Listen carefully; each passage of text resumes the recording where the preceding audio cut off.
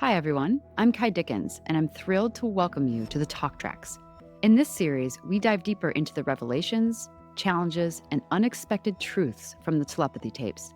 The goal is to explore all the threads that weave together our understanding of reality, science, spirituality, and yes, even unexplained things like psi abilities. If you haven't yet listened to Season 1 of the telepathy tapes, I encourage you to start there. It lays the foundation for everything we'll be exploring in this journey. We'll feature conversations with groundbreaking researchers, thinkers, non-speakers, and experiencers who illuminate the extraordinary connections that may defy explanation today, but won't for long. Becca Cramer is a nuclear engineer by training, a writer, and a mother of two. She first reached out to our team because, in her own words, she was on a mission to disprove the claims made in the telepathy tapes.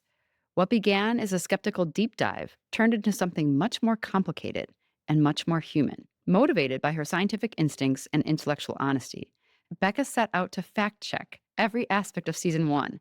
She read over 100 peer-reviewed studies, spoke with experts across multiple fields, and carefully analyzed everything from the eye-tracking data to the scientific foundation behind the ideomotor or Ouija board effect that some people like to point to when they try to invalidate spelling and therefore disprove the telepathy.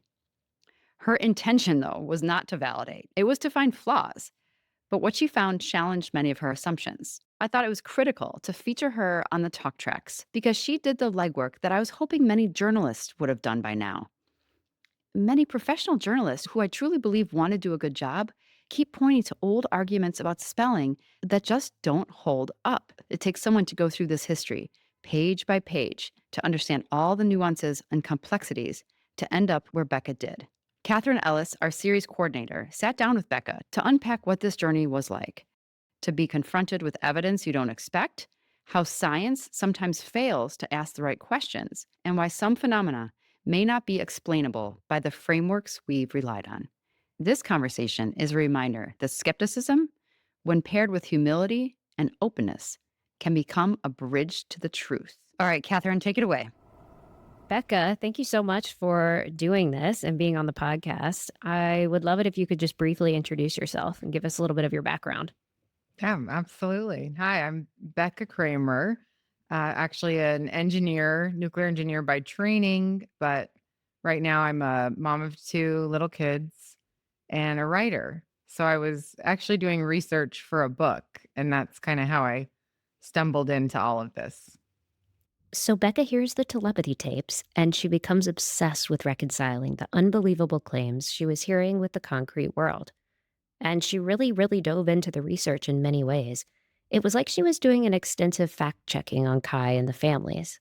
So it's been several months in the work, over 100 peer-reviewed studies read, several books. I've talked to several experts in different industries. It's been quite the journey. So for me, I'm such a diehard skeptic, and truth be told, like annoying atheist is kind of hmm how I came into this.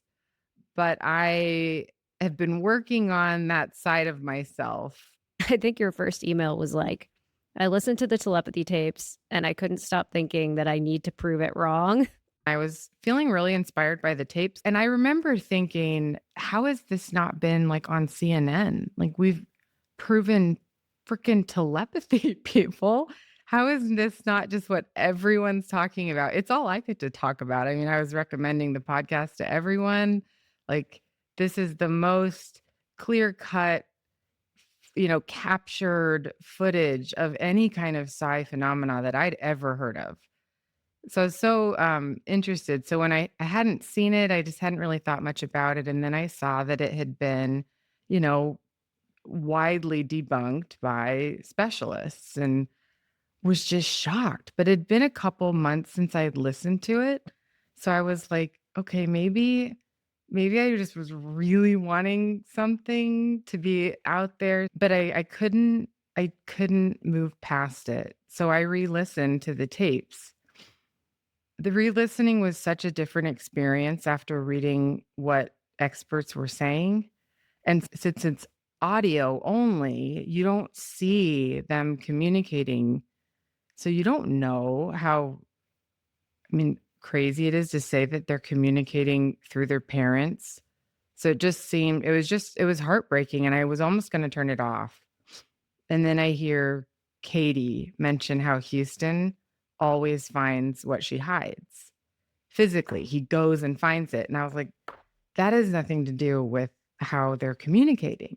And so it's just like little crumbs. So I kept listening, and so just little crumbs like that, and then I, get my engineering hat on, and I take notes, listen to the whole thing, watch the videos, and yeah, seeing Akil reading his mother's mind, Manisha, from the other room, there's no way. And I was like, couldn't believe too that experts were aware of this and were still saying there's a perfectly reasonable scientific explanation for how this is occurring. So I was like, all right, I'm going to prove Akil's not reading his mother's mind. And that's kind of what I set out to do. That's how it started. And then it just kind of, it was so bizarre. It was like I would kind of get discouraged and I'd almost say, okay. And then some big aha thing would happen. There's a few things that I uncovered. And what were the big aha things along the way? I'm going to tell you a story about a horse. Okay, So the great. horse, this famous horse from 1904, his name's Clever Hans. And Clever Hans was discovered to be an intelligent horse who could also read people's minds. So people would travel from all over the world to meet Clever Hans and ask him, how old am I? Or what year was I born? Or mathematical questions, truth or false questions. Scientists came to study him, and the owner was like, please, like my horse, he was just as convinced as anyone. After extensive studying, they find that Clever Hans, the way he communicates is he taps with his hoof. So you say, how old? So I'd go, how old is my son? And he would tap 6 times. What you don't realize, the questioner makes some subtle movement once you tap the right answer. So, he taps 6. I would slightly lean back. Clever Hans is a clever horse. He'd stop tapping. And he's right. And they definitely confirmed that, and they coined this the ideomotor effect. Ideomotor effect. That is like turned into, I think, like psi phenomena's worst enemy because ideomotor effect has been assumed to be capable of, I believe, much, much more than it's truly capable of. So that movement is kind of what led Clever Hans to be mislabeled as intelligent. What's interesting is the current research now, like disproving spelling, still mentions Clever Hans. It still mentions ideomotor effect. So I learned that that is the primary explanation for how non-speakers are being controlled by the facilitator. Somehow the facilitator's subconsciously cueing them to select the letters. But there's this big gap that occurs to what's actually humanly possible. And I wanted to understand that. How can researchers be so convinced of this ideomotor effect? This isn't even terribly important, but the main study they reference is this Kazuka study out of Japan. It was like 1997. But since I have a physics background, I could figure out that the way this study was set up is terribly flawed. They really simplified their measurements, almost with confirmation bias to kind of get the results they were looking for. But regardless, so that doesn't even need to make sense, because regardless of that, just this cueing theory that they're somehow being cued, it doesn't hold up when you really dig into it. So for the cueing theory, I think Clever Hans tapping and you lean back when he said the right answer. Why can't that be true about the non-speakers? Yeah. So technically, it could if the non-speaker is scanning every option. So imagine you're the non-speaker. Just I would use my keyboard right in front of me.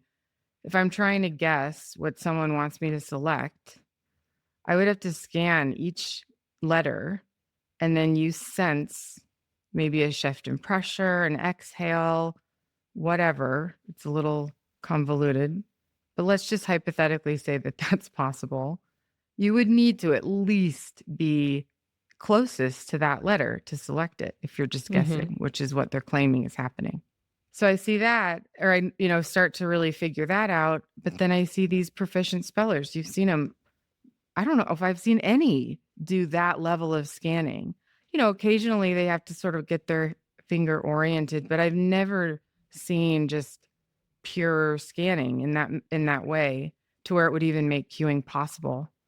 Um, so I even kind of dug into it and all my plans to write this up. But if you look into information theory, you really can only transfer one bit of information with a queue, regardless of what that information is, if it's to select or move a little over or down, whatever, one bit. To get them to a letter, it would require 5 bits of information. That's just impossible. That's like Mm. superhuman queuing and superhuman sensing. Mhm. But why are scientists so comfortable with these assumptions? And that's what really kept me coming back. Like if this is true, ideomotor effect is the most fascinating thing happening in science right now, because that's crazy. Right. So that's kind of where I had my other eureka moment. So this is while I was in a down moment thinking maybe this isn't happening. And I'm trying to learn more just about spellers in general. And I watch the documentary Tell Them You Love Me. Are you familiar? Yeah, I've seen Yeah. it. What this led me to find is they show footage of the tests that they use to prove that the communication's invalid. Mhm. Like So the double blind. yes, so they're the double blind, they call them message passing tests. And it's this young girl, Betsy, and her partner. They're sitting on a couch next to each other. Betsy appears calm. On the facilitator next to her is not touching her, not controlling her arm or her hand, and they're using a letter board. They show Betsy and the facilitator a picture of a key, and Betsy on her own points to the letters KEY, spells key. But then they show them a picture. I can't remember what the pictures are, but assume the facilitator sees a dog, Betsy sees a cat.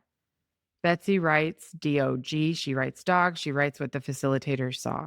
But watching it watching it on the film, Betsy, one, is barely even looking at the board, which after hearing Akil say that he can see through his mother's eyes made a little more sense. What if she's using telepathy and that's how she can so effectively type what her facilitator sees? Mm. Mhm. And that would make sense. So then it was like, holy crap, what's happening? So I just start going through all the studies. There's like 40, like almost exactly 40 studies analyzing. They're considered the robust studies of facilitated communication because they include these double blind tests, these message passing tests. All of these message passing tests involve showing the facilitator something or asking the facilitator something and then asking the non-speaker something else. It's actually like a perfect test for telepathy, you could argue. Mhm. Mhm. So I'm just like, oh, well, that's not going to help me disprove Akil reading his mom's mind. So I was like, I can't use any of that in this research. So I had to stick with it. And honestly, it was the figuring that out. And then that's kind of when I got into like the neuroscience of it as well. It's called psychophysics. And there's this study of reaction times and the thresholds of perception, human limits of detecting stimuli. This is a whole science. The people claiming ideomotor effect is happening are not psychophysicists. They're speech and language pathologists who are like this is crazy. There's no way someone could just start spelling like this. So they just pick the first answer they're even familiar with, which is ideomotor effect, which I completely get. I totally understand why scientists have made these conclusions. I don't think it's been negligence or ill will. I think that it's just the perfect storm of, misinterpretation. And then, of course, a completely new phenomena, possibly, that was causing lots of false negative tests that gave us a lot more confidence in ideomotor effect. So it's Yeah. all just kind of wild. Right. Yeah. I appreciate what you're saying about why scientists have come to the conclusions they've come to. I mean, it's certainly easy to explain this with the idiomotor and sort of just leave it at that. But what's great is that there are also scientists who are digging deeper than that conclusion and are interested in exploring the fact that this form of communication is, in fact, authored by the non speaker and valid. I think that's interesting what you said that the idiomotor effect could really only account for one aspect of cueing. Like it couldn't be five different things at once.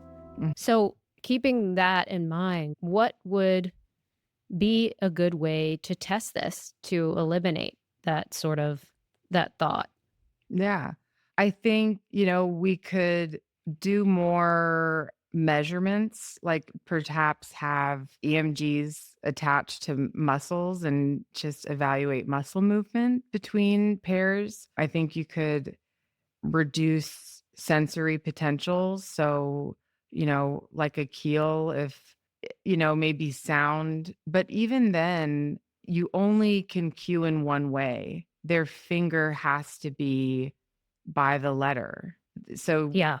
you can really show a cue cannot contain specific letter information. Mhm. That's just not possible.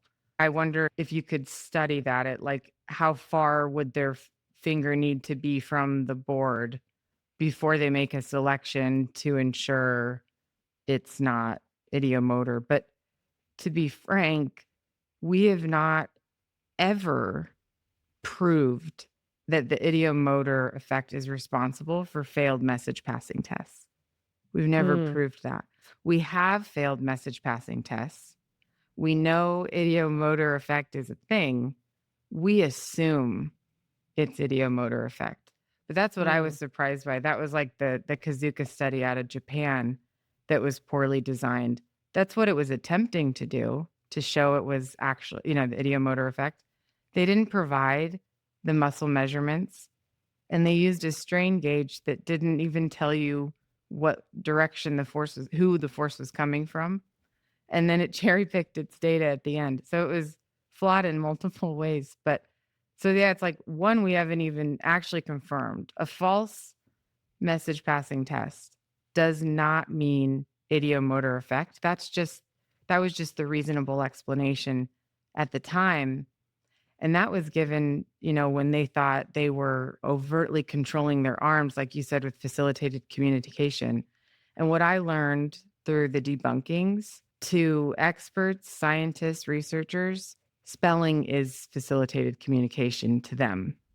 because it involves a communication partner, which they consider a facilitator. And that's when I learned like these message passing tests, I mean, they've been anointed the gold standard. And until a method can pass one of these message passing tests, researchers almost feel like they're able to just turn their heads.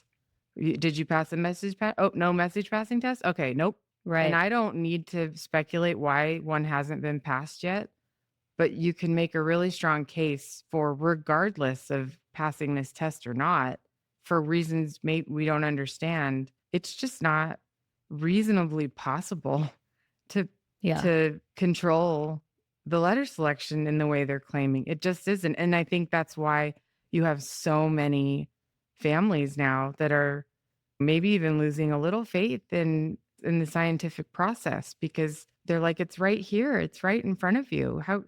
How can you tell me this is explained, that we know what this is? Mhm. Like that, but I get it because they have 40 studies seemingly explaining it. But if you really dig in, they're not they're not explaining it at all. They're just Yeah. failing. Yeah. So, What can you explain what you mean by a message passing test? Like, what is yeah. that exactly? Yeah. For rigorous scientific studies, you got to have a double blind. Which essentially means I'm going to say communication partner. The communication partner and the non-speaker have to be blinded to what the other is seeing. They can't know what the question is to either or. They can design these studies where they're still sitting next to each other. It's still respectful. It's, that I know that is possible, but they'll do these studies and they'll show the partner, let's say one image, they'll show the partner a dog, and then they'll show the non-speaker a cat. And there's no published studies of the non-speaker, saying the answer is cat. There may be a miscommunication or something where they will answer the non-speaker. They'll answer what the facilitator was asked. Yeah. I am interested in knowing what is told to the non-speaker before starting that test. Do they know that they're supposed to be typing out what they're shown? That's a really good question. Like, how is it? And I know there's been so many that there's probably different ways. And then you have to wonder, like, well, is there a gotcha moment? Or, wording is so critical. And also the stress of, Mm-hmm. being one, knowing your intelligence is being Tested. dismissed and tested, Mm-hmm. that I can only imagine how that could affect the results as well. Yeah. Yeah, I would love to know that information. And then I think it's also a lot of people with autism, whether they're verbal or not, have issues with regulation. And I think being in these settings where, number one, you can feel that the energy of the person doing the test is sort of this gotcha, or I'm going to prove you wrong, Mm. um, is never an environment where someone can thrive. I mean, I always compare it to like, when I used to play sports, it's like playing at your opponent's home is always more difficult because you have a crowd full of people discouraging you and not wanting you to succeed. And then when you play at your home, it's a crowd of people who support you and believe in you, and you always that really affects you and changes the way you perform. And then to be in a body that you don't feel connected with, that's easy to be dysregulated. You're in a strange environment, you're with people you don't know. The only person you know is your communicator who you trust. I can see why that might not be the best way to test somebody on something like Mhm. this. Mhm. So I would love to see tests done where instead of trying to have them conform to the way we function, maybe we go and meet them where they are and have them explain it to us. Because after spending time with this population, it is so obvious. I mean, anybody who spend a whole day with someone who's nonverbal, and you will not walk out of it going, there's nobody in there. They don't know what's Mhm. going on. It's so obvious Mhm. that they're in there, that they understand everything happening. Just my personal experience watching people spell from, we've started shooting the documentary and I've seen some of the non-speakers who were mentioned in season 1, and I watch them move their eyes to the next letter that they want to tap on the letterboard. Mhm. Now, how is that someone else telling them what to do? I see them motor planning. Oh, I want to go for the I. I'm going to look to the upper right. Now I want the A, and I'm looking to the left down before my finger even goes there. That could be something that's studied. Like, can we track their eyes? Can we, Mhm. I do Yeah. think there hasn't been enough taken into consideration. Mhm. Absolutely. I'm glad you mentioned that, the eye tracking study. That's Dr. Hmm. Joswal's work, and it's interesting because I read those studies, and they're excellent. They are rigorous, they're peer reviewed. They are not included in these decisions of whether or not to allow it because they don't include a message passing test. And I've even gotten to speak with a researcher that doesn't believe in spelling, doesn't accept the pro spelling research, and they're a speech language pathologist and have more than one reason to think it's seemingly miraculous. But This eye tracking study it's so critical because when we get into talking about what the human brain is able, like cueing, what the human brain is able to sense and then move toward, the eye tracking study really does show unless the partner is just literally putting the board in front of the finger, just overtly controlling the communication, which would be so obvious. Yeah. There's no way to cue, like we said, the specific letter or even a location on the board. It's not possible. So it feels like a Right. little bit of a bad faith argument. When I see reasons for what could be happening that make more sense, and Mm-hmm. the reasons, it's interesting though, because the reasons given, they make sense. They add up individually. But then when you're in the reality of it and you're viewing it from as a whole picture, it is not possible. So it's like these little individual parts are technically possible, Yeah. but it's what is being claimed with a proficient speller, with a keel, the speed he goes to each letter. I watched one video that was actually getting debunked on YouTube. And I'm watching this video and he's going quickly, like less than a second to each letter. And then maybe he has to hover a second to kind of gain control and then he selects. And because Manisha's in the shot, just kind of slightly moving, they're like, see, she's controlling the communication. And then the key here is that's not a bad faith argument. It's just based on studies that could very well have been impacted by consciousness sharing because there are many, many studies out there that show a non-speaker can spell what their communication partner sees when they're not touching. And so Mm-hmm. since that is on the record in many scientific papers, two people sitting side by side, they're not touching. The one person can spell what the other person is looking at. That's freaky. They never thought, oh, Mm-hmm. maybe it's something else, guys. They go, oh, no, Yeah. it's ideomotor effect because they Yeah. were Yeah. comfortable with ideomotor effect. We studied it. It just makes, they just never, I mean, it brings in like 5 different disciplines in science, we've got physics and psychophysics and Yeah. neuroscience and a little engineering, and so Yeah. it's Yeah. convoluted for Well, sure. and that's what's so cool. And a little bit what frustrates me is that why can't we be more comfortable with not fully understanding something instead of just quickly slapping on something that, like you said, feels comfortable or It's a is an good I easy can get into that. conclusion to Yeah, draw? yeah. Because to me, the study of science and math, when someone is interested in that, I always think, oh my gosh, there's so much I don't know. And there's so much Mhm. about the world that I want to learn and explore. And I think that's how science came to be in general. So, why, as scientists or experts, are we not more open to a possibility instead of just quickly dismissing it Yeah. or not wanting to look into it? That was really something that's been kind of eating at me is like, how is this happening? And I learned that you really have to separate it out because there's two different claims being made, and they both involve a lot of different science and they're tricky. The one claim is telepathy is possible, which is a lot for a researcher to consider. So they're going to go for the first explanation so that that is not happening because it's the biggest paradigm shift of ever. I mean, it's crazy. Mhm. It's why I'm Mhm. obsessed with this. It's nuts. Yeah, Um, yeah.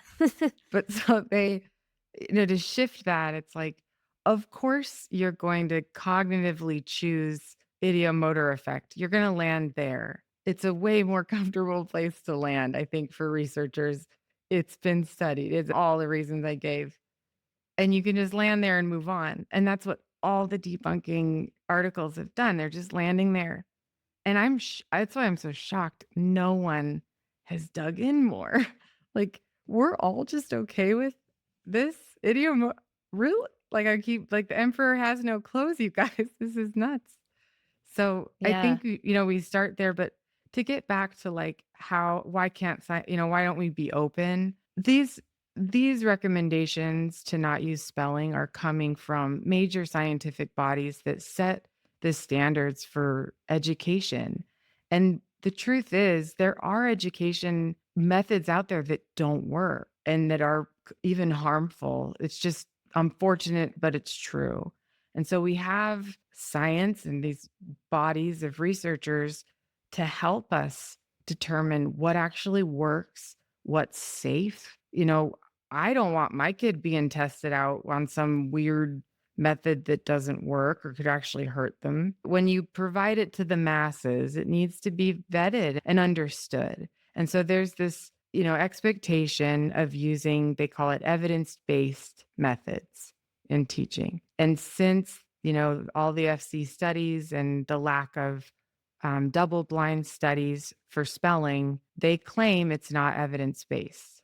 And I totally get it. They believe it's dangerous because when this all started in the 90s, facilitated communication, there were a lot of abuse allegations. And what's heartbreaking is, looking back, that's not surprising. It's an extremely vulnerable population. And they used these message passing tests to determine whether or not these non speakers' words were valid.